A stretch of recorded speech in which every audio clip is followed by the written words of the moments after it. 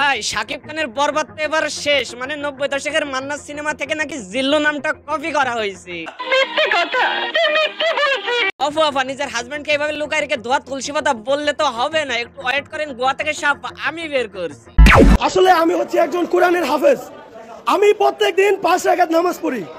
এই সিনেমাটা দেখার সময় আমি সিনেমা হলে 20 রাকাত নফল নামাজ পড়েছি। দেখেন ব্রাদার, ভাইটা তো নিজে জান্নাতে যাবে, সাথে মনে করেন সিনেমাটাকেও জান্নাতে নিয়ে যাবে। আসলে আমি হচ্ছে একজন কোরআনের হাফেজ, আমি প্রত্যেকদিন 5 রাকাত নামাজ পড়ি। ভাইটা মনে হয় উগান্ডা থেকে হাফেজ পাস করে আইছে, এই জন্য তো ওয়াক্তকে রাকাত বানাই দিয়েছে। এই সিনেমাটা আসলে এত সুন্দর একটা সিনেমা, কারণ এই সিনেমার ভিতরে দেখানো হয়েছে যখন আপনার গার্লফ্রেন্ডে কেউ ডিস্টার্ব করে কিভাবে তার পাশার ভিতরে বাড়ি মারতে হয়। ভাই রে, তোর কথার ধরন দেখে বোঝা যাইতেছে তুই ডেট এক্সপায়ার বডি খাই আইছস। এখন যদি তুই মরে যাস তাহলে তোর কি হবে? এখন যদি আমি মরেও যাই আমার জীবনের আফসোস থাকবে না। যাই হোক, এবার মূল টপিকে আসা যাক। এই জিল্লু মাল দে। আরে দূর, মাল দে কি করব, ভিডিও দে। ওই জিল্লু মাল দে। নিতু আমার, নিতুরে না পাইলে এই দুনিয়া বরবাদ কইরা দেবো। ভাই নিতুর নাম নিছেন ঠিক আছে, কিন্তু বাড়িতে একটু সাবধানে যাইেন।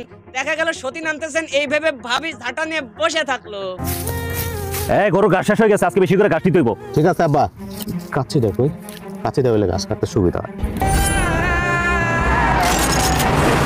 এই জিল্লু ভাই সিনেমার ঘুরে এসে বাপের জিল্লু বলছস, লাতি তো তুই আজ খাইছস। কিরে মাল দে মানে আর জিল্লু কাটা? এই হারামজাদা, বাপের কস মাল দে, নেশা মানি করে এসেছিস তুই।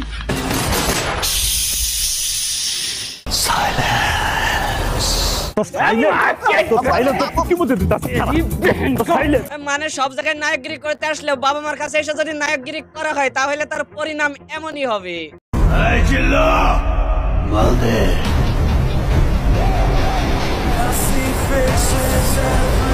এরাই হলো প্রকৃত নায়ক, কারণ এদের জীবনে কোনো নীতি নেই আর শেখা খাওয়ার কোনো ভয়ও নেই।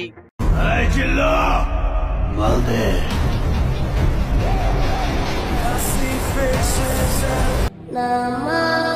এই মাদারবোর্ডকে দেখে কেউ ভাইবেন না এ আইছে ইসলাম প্রচার করতে, আসলে এ আইছে ট্রেড ফলো করতে, আর সেটা তার বাকি টিকটক দেখলে বুঝতে পারবেন। আপনার ছেলে একটা জানোয়ার। এই জিল্লু মাল দে।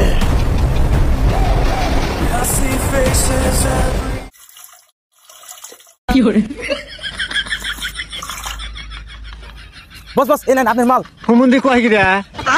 প্রতিটি মানুষের জীবনে এমন একটা জিল্লু আছে, তাই জিল্লুকে বিশ্বাস করার আগে 10 বার ভাববেন।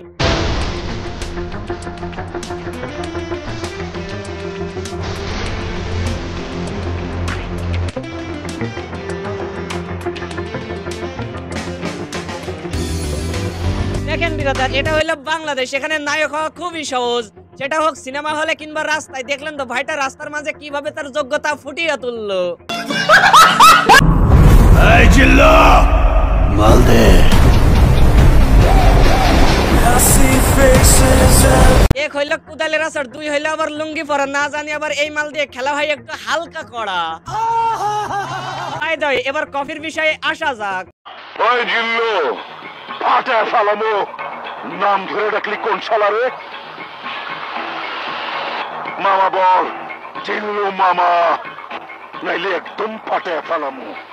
একবার ফাটাতে পারস না, খালি ফাইটেই গেছস। হ্যাঁ ভাই, এইভাবে কিছু মানুষ ফাইটাই গেছে যারা চায় না বাংলাদেশের চলচ্চিত্র উন্নত হোক। তারা তো শুধু এটা খুঁজে বেড়ায় কোথায় কেজিএফ কপি, কোথায় এনিমেল কপি, আর কোথায় আম্মাজান কপি। আর এখন আবার তারা নতুন করে বলতাছে এই জিল্লু নামটাও নাকি কপি করা। আসলে এই বরবাদ বা জিল্লু নামটা একটু কপি করা না, এটা ওয়ানলি ওয়ান বরবাদ মানুষ। আমি পুরা দুনিয়া বরবাদ করে দিতে পারি।